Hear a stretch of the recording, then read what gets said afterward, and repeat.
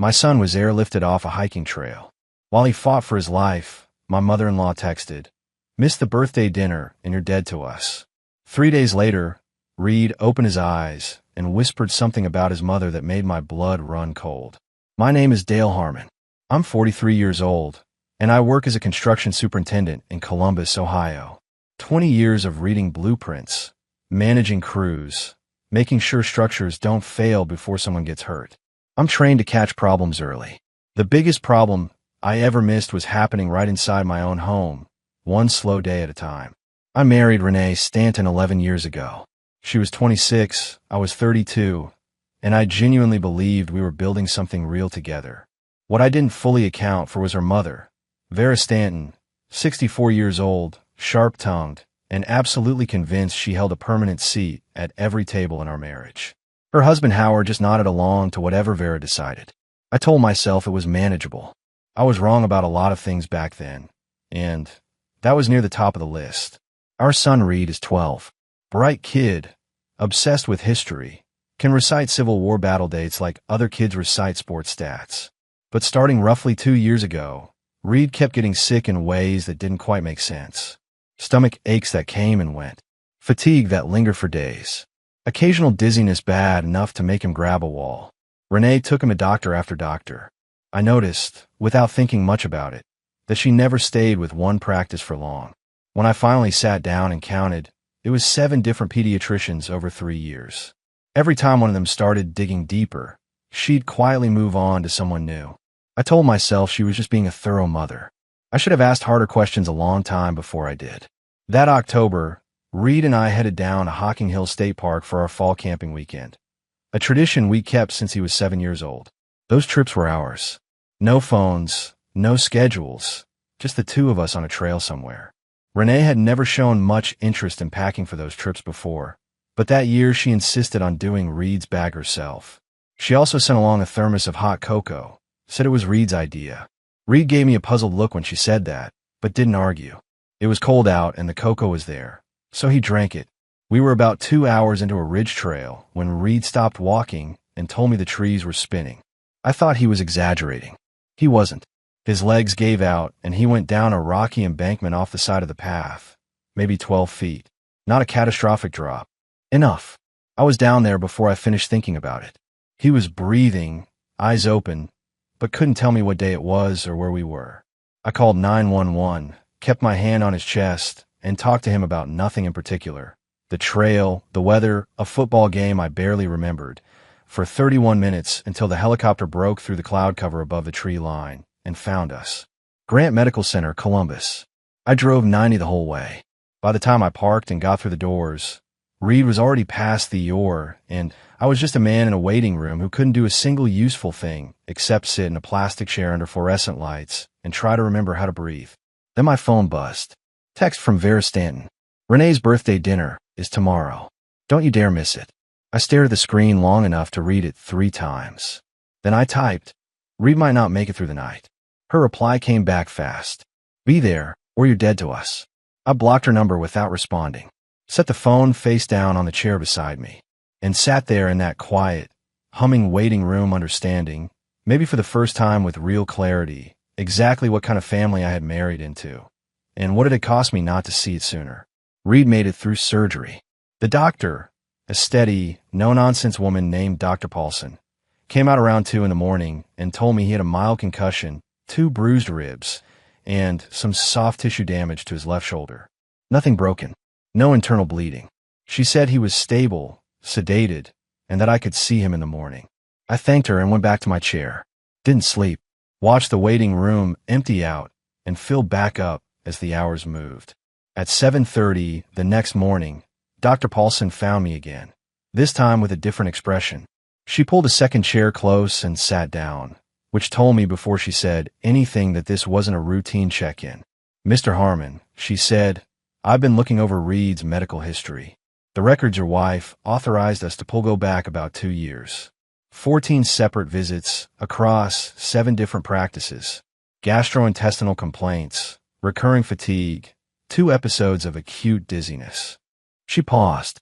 The pattern is unusual, especially given that his blood work and imaging from yesterday Both came back essentially normal. I kept my voice level. What are you telling me? I'm telling you that I'm a mandatory reporter, she said, and that I've already filed a report with Franklin County Child Protective Services. That's not an accusation, Mr. Harmon. It's a procedure. But I need to ask, do you have any explanation for why a healthy 12-year-old has been in and out of medical offices for 2 years without a single confirmed diagnosis? I didn't answer right away. I sat with that question and let it settle into everything I already knew but hadn't said out loud yet. 7 pediatricians. Renee always handling the appointments alone. Reed sick at home and perfectly fine on our camping trips until this one. No, I said finally. But I'm starting to. Dr. Paulson nodded slowly. CPS will be in contact with both parents. In the meantime, Reed stays here until we're satisfied he's medically stable, and until we understand what we're actually dealing with. I called Hank Lester from the hospital cafeteria while Reed was still sleeping. Hank was my oldest friend. We'd worked construction crews together in our 20s before he went back to school and became an attorney. Criminal defense, mostly, with a background in family law that I'd never imagined needing. He picked up on the second ring. I laid out everything. The camping trip, the thermos, the fall, what Dr. Paulson had just told me. Hank listened without interrupting, which meant he was taking it seriously. Stay at the hospital, he said when I finished. Don't talk to CPS without me present. Don't talk to Renee about any of this yet. She's been calling since last night. I know. Let her call. His voice was steady and deliberate. Dale, if what you're describing is what it looks like, you're going to need to be very careful about every move you make from this point forward. Do you understand me? Yeah, I said. I understand. Good. I'll be there in 2 hours. I hung up and sat at that cafeteria table for a long time, staring at a cup of coffee that had gone cold. Somewhere above me, my son was waking up in a hospital bed, and somewhere across town, my wife was calling a number I wasn't picking up. For the first time in 11 years of marriage, that felt like exactly the right call. Reed was awake when I walked in on the 3rd day. Pale, a little swollen around the left eye from the fall, oxygen monitor clipped to his finger, but awake and watching the door like he'd been waiting. That alone told me something. Reed was the kind of kid who filled silences. The fact that he was just lying there, quiet, meant whatever was sitting inside him was heavier than his usual self could carry. I pulled the chair close to the bed and sat down, put my hand over his and didn't say anything. Sometimes you have to give a person room before they can speak. Dad. His voice was rough, still abraded from the breathing tube they'd had an overnight. I need to tell you something. About 2 nights before we left for the trip. Take your time. He looked at the ceiling for a moment, organizing his thoughts the way he always did before saying something important. Then he came back to me. I couldn't sleep. I went downstairs to get some water. The light over the stove was on in the kitchen. Mom and Grandma Vera were sitting at the table talking. They didn't hear me on the stairs. I kept my face neutral and my hands still. Grandma was talking about you, about how you were always at job sites, how you control the finances, how Mom deserved better. Reed paused, and then she said that if something happened to me on the camping trip, if it looked like an accident, that the family would finally have some breathing room. She talked about insurance policies. She said boys fall all the time on hiking trails, and no one asks too many questions. The room felt like the air had been drained out of it. Mom didn't agree, Reed added, his voice careful. But she didn't tell Grandma to stop, either. She just kept crying, and Grandma kept talking like she was planning a grocery run. He looked at me with eyes that were too old for his face. I went back to my room and lay in the dark for hours. And then the next day, Mom packed my bag herself, made the cocoa, stood right there in the kitchen, and watched me drink the whole thermos before we left. Did it taste normal? No. Bitter. Like medicine. I almost said something, but I didn't want to hurt her feelings. He let out a short, humorless breath. Dumb, right? Not dumb, I said firmly. None of this is on you. You understand me? Not a single part of it. He nodded, but I could tell he was still carrying something. 12-year-olds don't shed weight that fast. I squeezed his hand once, stood up, and walked into the corridor. Called Hank Lester. He picked up on the second ring, and I told him everything Reed had just said, word for word, keeping my voice low and steady against the hallway noise. Hank was quiet for a few seconds after I finished. Dale, the thermos, where is it right now? In the bed of my truck. I threw everything in the back when I followed the helicopter and haven't touched it since. Do not touch it. I'm calling a private lab contact in the next 10 minutes. We're not waiting on county processing. His voice was clipped and precise. I'm also going to request the hospital's child advocacy team conduct a formal recorded interview with Reed today, before Renee or Vera gets anywhere near that room. That statement needs to be documented by a professional, on video, before anyone has a chance to influence it. Renee's been texting since last night asking when she can come in. She waits, Hank said flatly. Get back in that room and stay with your son. I'll be there in 90 minutes. I went back in and sat beside Reed for the rest of that morning. Ms. Ellison from the child advocacy team arrived just after noon, composed, experienced, the kind of person who put kids at ease without making it obvious she was trying to. She conducted Reed's interview in a separate room while Hank observed. I stood in the hallway outside and listened to the silence and understood that the life I'd been living for the past 11 years was over. What came next depended entirely on what I did in the hours and days ahead. I intended to get every single one of them right. Hank came out of the observation room with the look of a man who'd just heard something he couldn't unhear. He found me in the corridor, hands in my jacket pockets, and said 4 words before anything else. It's clean and solid. We drove to his office that evening. His conference table was covered in legal pads and printed case precedents before we even sat down, which told me he'd been working since our phone call. He poured 2 cups of coffee, pushed one toward me, and didn't waste any time. I'm going to tell you something you need to hear before we talk strategy, Hank said. Family court in this state statistically favors mothers in initial custody and medical authority determinations. Not because every judge is biased, because the system was built on a framework that's 30 years past its expiration date, and default assumptions run deep. You're going to walk into that courtroom as the father, and you'll have to prove things that Renee will never once be asked to prove, simply because of who you are in relation to that child. I looked at him across the table. So we over-prepare. We over-prepare, he agreed. Reed's recorded statement is the foundation. The thermos goes to the lab tonight. I already made the call. I want those results in our hands within 48 hours. He made a note. Tomorrow morning, I'm filing an emergency motion for temporary sole medical authority. Renee is not to schedule, authorize, or attend any medical appointment for Reed until the court rules otherwise. She'll fight that. Let her fight it. Fighting in open court is actually useful to us. Hank leaned forward. Here's what I need from you, Dale. Calm. Deliberate. Every time you walk into a courthouse or sit across from a caseworker, you're being evaluated, whether they say so or not. The second you show anger, Renee's attorney puts that in front of the judge, and suddenly the story isn't about what happened to Reed. It's about your temperament. Do you follow me? I've managed job sites through cave-ins, budget collapses, and crew walkouts, I said. I know how to hold it together when everything's going sideways. Use that, Hank said simply. We were in front of Judge Aldrich by 9 the next morning. She was in her late 60s, silver-haired, and ran her courtroom like she ran it, briskly, without patience for theater.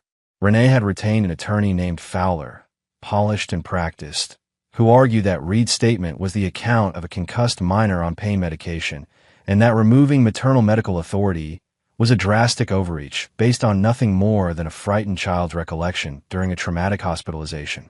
I sat at the plaintiff's table with my hands flat on the surface and let Hank work. He walked Judge Aldrich through the documented record. 7 pediatric practices over 3 years, 14 appointments with 0 confirmed diagnoses, a pattern of symptom onset consistently correlating with time spent at home, the child advocacy interview conducted under proper protocol, and the preliminary lab findings on the thermos, sedative compounds detected, full analysis pending. That last item hit the room like a 2x4. Fowler objected on procedural grounds. Judge Aldrich overruled him without looking up from the page. She read in silence for 3 minutes. Then she set the documents down and looked at both tables.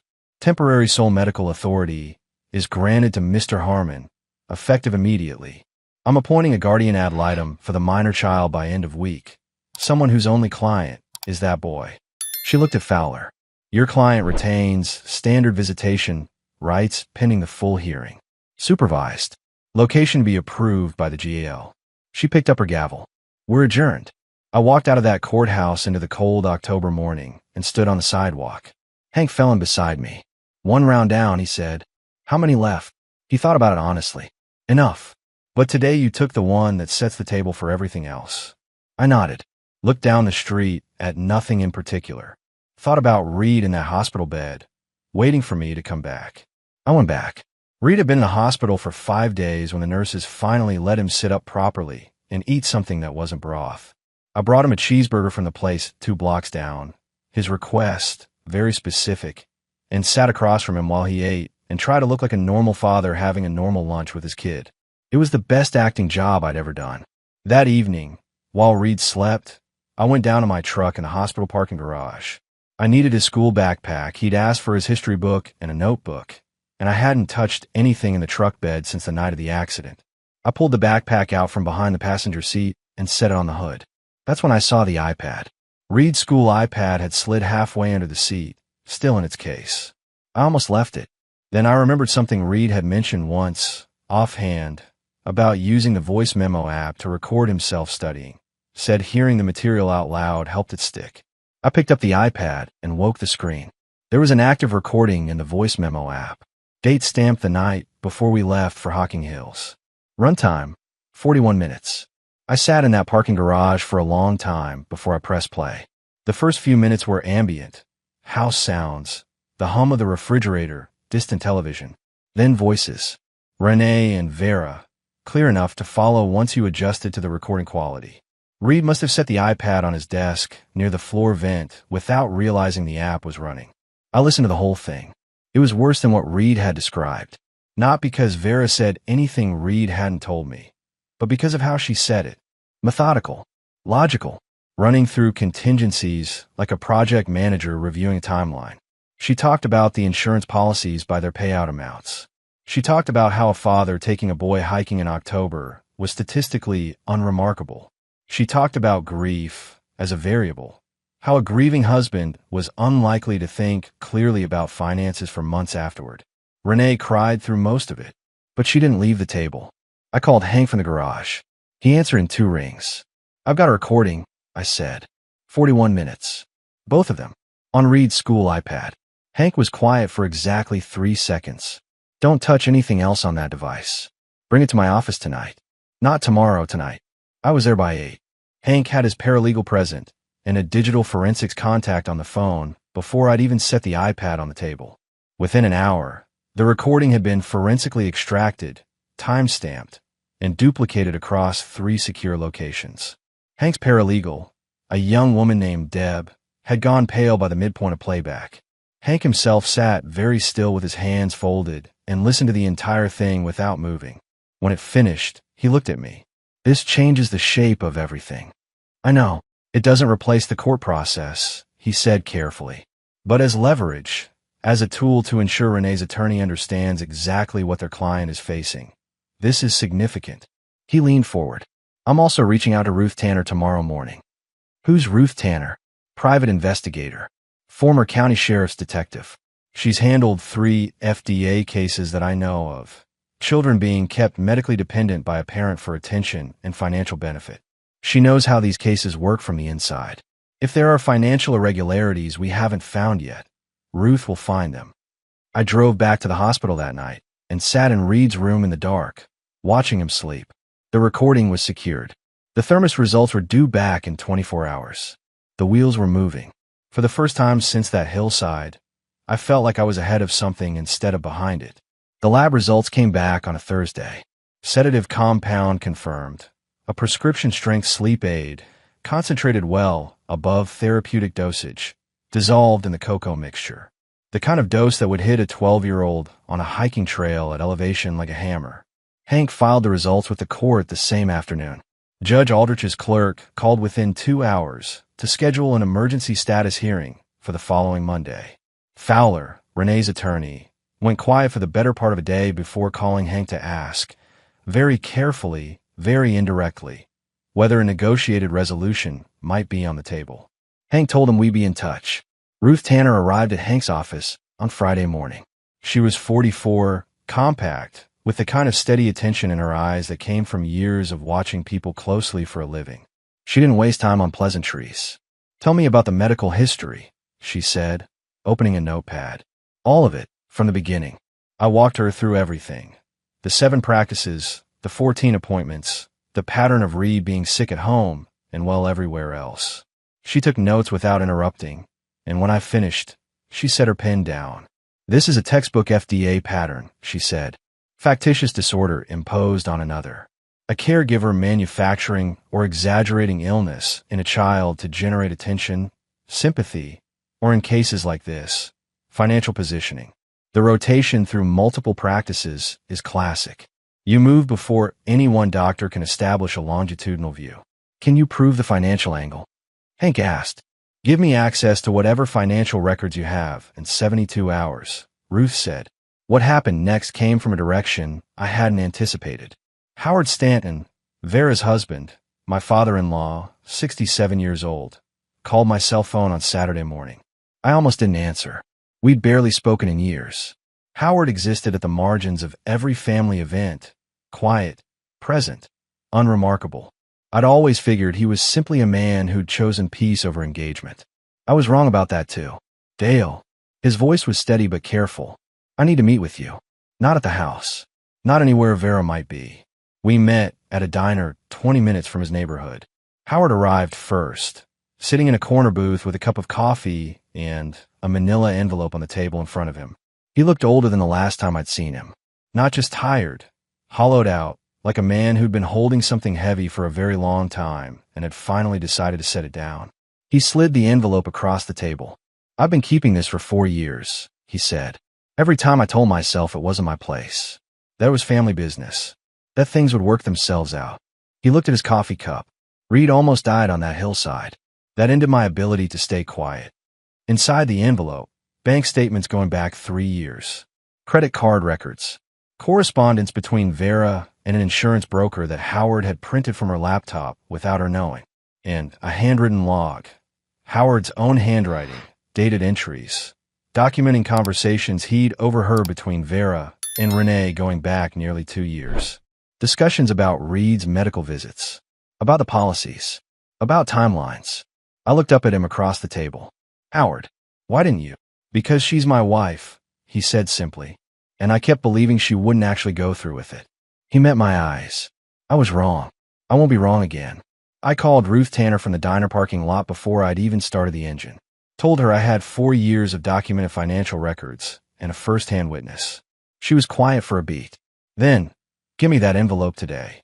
Howard Stanton went home to a woman who didn't know he'd just dismantled everything she'd built. And I drove back toward the hospital understanding that the ground had shifted completely, and that this time, it had shifted in our direction. Ruth Tanner worked fast. She showed up at Hank's office Monday morning with a laptop, Howard's folder, and a legal pad already half filled with notes, and by Wednesday afternoon, she had built a financial picture that made Hank's paralegal leave the room for 5 minutes just to collect herself. Ruth spread the documents across the conference table and walked me through it the same way I imagined she'd once briefed sheriff's detectives, methodically, without editorial, just fact after fact laid down like bricks. "Your wife has been maintaining a secondary checking account in her name only for approximately 3 years, Ruth began. "Deposits come from 3 sources. First, small transfers from your joint account, always under $800, always categorized as household expenses. Second, reimbursements from Reed's medical insurance claims, routed directly to her account rather than back to the joint account where the original payments came from. Third," she paused and slid a printed statement toward me, "a recurring transfer from a business account registered to Vera Stanton." I stared at the page. Vera has been paying Renee directly, monthly, for 26 months. The amounts vary, anywhere from $400 to $1,200, but the pattern is consistent. Ruth tapped the page. "When you add the total across all 3 sources over 3 years, you're looking at somewhere between $60,000 and $70,000 that moved outside your awareness." I sat back in my chair and let that number land. "There's more," Ruth said. She pulled out the insurance correspondence Howard had photographed from Vera's desk. "These emails go back 18 months. Vera was in contact with an insurance broker, not your carrier, a separate broker, exploring the terms of Reed's policy. Specifically, the accidental death clause. Specifically, what documentation would be required for a claim filed by a surviving parent. Hank, who had been quiet through most of this, leaned forward. That's premeditation evidence. That's not a divorce case anymore. That's what I call it, Ruth said evenly. I thought about Reed in his hospital room, eating a cheeseburger, asking me to bring his history textbook. 12 years old and completely unaware that his grandmother had been researching the paperwork requirements for his death. I kept my voice flat. What do we do with this? Ruth looked at me. I've already been in contact with a detective at the Franklin County Prosecutor's Office. Former colleague of mine. I walked him through the framework, the lab results, the recording, the financial pattern, Howard's documented timeline. He's taking it to his supervisor today. She folded her hands on the table. This is no longer just a custody case, Dale. This is a criminal matter, and the prosecutor's office is going to want to move on it. Hank stood and walked to the window, which changes our divorce strategy significantly. When criminal charges are filed against Renee, and I believe they will be, her attorney's leverage evaporates. The negotiation dynamic shifts completely. When does that happen? I asked. Could be days, Ruth said. The recording and the lab results together are enough for an arrest warrant application. The financial records and Howard's testimony make it airtight. I drove back to the hospital that evening and sat with Reed through dinner. He'd started physical therapy that afternoon for his shoulder and was complaining about it with the particular enthusiasm of a kid who was feeling well enough to complain. I let him talk and ate bad cafeteria food and watched him and thought about how close I had come to sitting in this same hospital in entirely different circumstances. That night, alone in the parking garage, I called Howard Stanton. He answered on the first ring. The prosecutor's office is going to want your testimony, I told him. Formally. On record. He was quiet for a moment. I know, he said. I've been ready for that since Saturday. I believed him. The criminal investigation moved faster than I expected. By Thursday of that week, Hank informed me that the Franklin County prosecutor had formally opened a case. Renee had been notified through her attorney. The arrest warrant for Vera was in process. Fowler, Renee's attorney, called Hank that same afternoon, and this time the tone was different. No more procedural maneuvering. No more confused child arguments. Just a man trying to figure out how much damage his client could still limit. But before that conversation could go anywhere useful, something else landed on my desk that I hadn't anticipated. Reed School, Westfield Middle, had a student support counselor named Mr. Briggs. He'd been Reed's counselor for 2 years. Quiet man, mid-40s, the kind of person who blended into the background of parent-teacher nights and never said much. I'd met him twice. Hadn't thought much about him either time. He called my cell phone on a Friday morning while I was driving to Hank's office. Mr. Harmon, he said, I've been following the news about Reed's situation. I want to be upfront with you. I owe you a conversation I should have initiated a long time ago. I pulled into a parking lot and stopped the car. I'm listening. Mr. Briggs explained that over the past 18 months, Reed had come to his office on 4 separate occasions. Twice asking general questions about what happened when parents didn't take care of their kids properly, once asking whether a counselor had to tell parents everything a student said, and once about 8 months ago, saying directly that he didn't feel safe at home, but immediately taking it back, and asking Briggs to forget he'd said it. I documented the conversations, Briggs said, but I didn't escalate. Mrs. Harmon was a visible presence at the school, fundraisers, the parent advisory committee, volunteers for field trips. I told myself Reed was anxious, that the home environment was stressful but not dangerous. His voice was tight. I was wrong, and I should have acted on what he told me. I sat in that parking lot and kept my breathing steady. Why are you calling me now? Because Reed is in the hospital and I have documentation that belongs in the hands of people who can use it, Briggs said. And because I'd rather face the consequences of what I failed to do than compound it by continuing to stay quiet. I told him to send everything to Hank Lester immediately. He said it was already prepared. When I got to Hank's office and told him about the call, Hank set his pen down and looked at the ceiling briefly. A school counselor with 4 documented sessions in which the child expressed fear and the counselor failed to report. That becomes part of the evidentiary record, and it becomes part of the broader narrative about how long this went unaddressed while Renee maintained a perfect public image. Will it hurt the case? It strengthens it, Hank said. It shows a pattern of behavior sophisticated enough to deceive professionals. Renee wasn't just doing this at home. She was actively building a social presence that made her above suspicion. That's not a woman acting impulsively. That's a woman who planned this carefully over a long period of time. Fowler called again that afternoon. This time he asked outright whether Renee could avoid criminal exposure through full cooperation, full custody transfer to me, complete forfeiture of any claim to marital assets, and testimony against Vera. Hank looked at me across the table. Your call. I thought about $65,000 moved in the dark. About Reed's voice on that hillside when he couldn't tell me what day it was. About Mr. Briggs sitting on 4 documented conversations for 8 months because my wife had volunteered for enough field trips to seem like a good mother. Tell him Renee cooperates fully, I said. Full custody, full forfeiture, full testimony, and she does it in writing before the end of the week. After that, whatever the prosecutor decides, that's between them. Hank picked up his phone. I'll make the call. The evidentiary hearing was scheduled for Monday in November, 6 weeks after Reed had been airlifted off that hillside.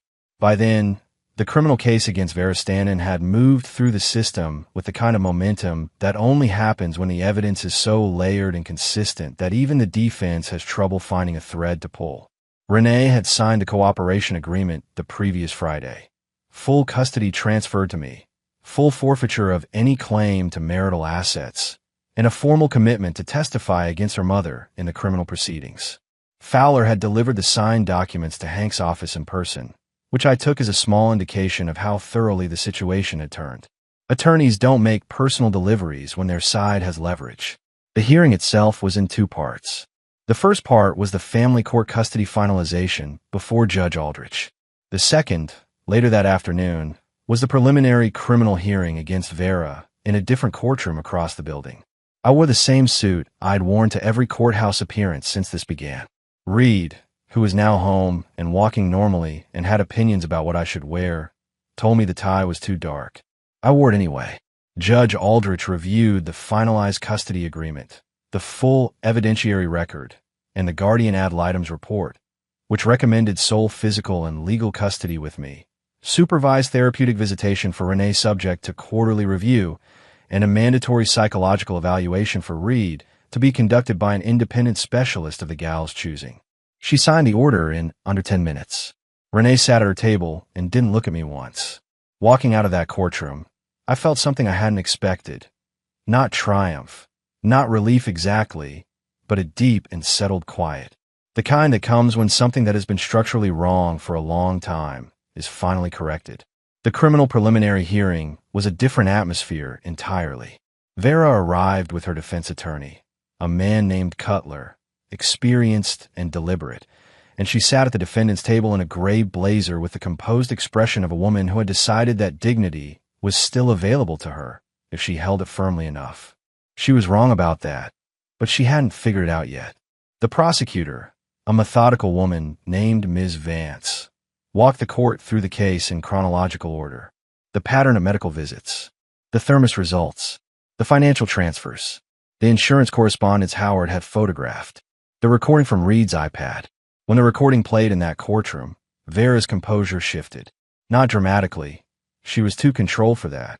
But I watched her jaw tighten and her hands move below the table, and I knew she was hearing herself the way the rest of the room was hearing her. Methodical, calculating, running through logistics with the efficiency of a project manager while her daughter cried across the table. Then Reed testified. The court had arranged for a video deposition setup. Reed sat in a separate room with an advocate, visible to the courtroom on a monitor. Hank had prepared him. The child advocacy team had prepared him, and his therapist had been working with him for 3 weeks. But preparation only goes so far. What came through that monitor was just a 12-year-old boy sitting straight in his chair, speaking clearly, answering every question without embellishment or drama. He described what he'd overheard on the stairs. He described the thermos and the bitter taste, and the way his legs had stopped responding on the trail. He described waking up in the hospital and understanding, in the way that kids sometimes understand things that adults talk around, that what had happened to him wasn't an accident. The courtroom was completely silent while he spoke.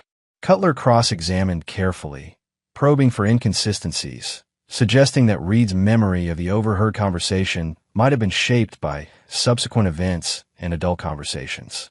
Reed looked at the camera and said, with the particular flatness of someone who has thought carefully about a thing, that he remembered what he remembered because he'd lain awake in his room, replaying it until dawn, and that wasn't the kind of thing a person mixed up. Cutler had no follow-up. Judge Aldrich bound the case over for trial. Vera was remanded, pending a bail hearing the following morning. As the bailiff approached the defendant's table, Vera finally looked across the room. Not at the prosecutor, not at the judge, but at me. I held her gaze and didn't look away. Howard was waiting outside in the corridor. He'd sat in the gallery through the entire hearing. He looked exhausted in a way that had nothing to do with age and everything to do with relief. The particular exhaustion of a person who has finally put down something very heavy. He extended his hand. I shook it. "Thank you," I said. He nodded once. "Take care of that boy." "That's the plan," I told him. Vera Stanton was denied bail 2 days after the preliminary hearing. Her attorney argued that she was 64 years old, had no prior record, and had deep community ties. The prosecutor pointed to the deliberate, sustained nature of the conduct, the financial documentation, and the fact that the primary witness against her was a 12-year-old child still in her extended family's orbit. The judge agreed that release posed an unacceptable risk. Vera went to the county detention center in a gray blazer and left without looking at anyone in the gallery. The trial itself was 4 months away. In the meantime, I had a life to rebuild, and Reed had a life to get back. We moved into a rental house in Worthington, north of Columbus, close enough to Reed's school that he could stay enrolled without disruption, and far enough from the Stanton family's neighborhood that we didn't have to think about running into anyone. It was a 3-bedroom with a decent yard and a garage. I immediately started filling with tools, a habit I'd picked up from my own father and never quite shaken. Reed came home to that house and slept 12 hours the first night. In the morning, he came downstairs and ate breakfast and asked if we could get a dog.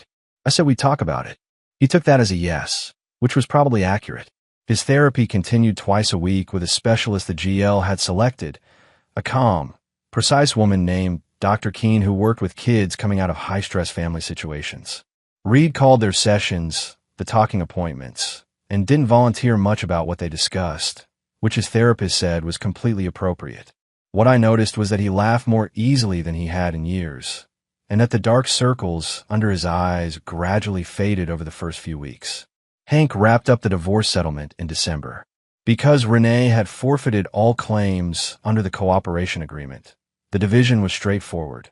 The house was sold, the proceeds split according to the agreement's terms, and my retirement accounts remained fully intact. The $65,000 Renee had moved through hidden channels was treated as an advance against her share, reducing her settlement accordingly. Hank made sure of that. Ruth Tanner's financial work also surfaced something neither of us had expected.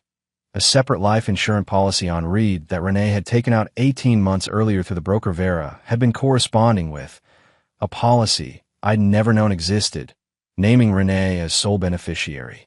The existence of that policy became part of the criminal evidentiary record against Vera. Howard Stanton testified at the criminal trial in March.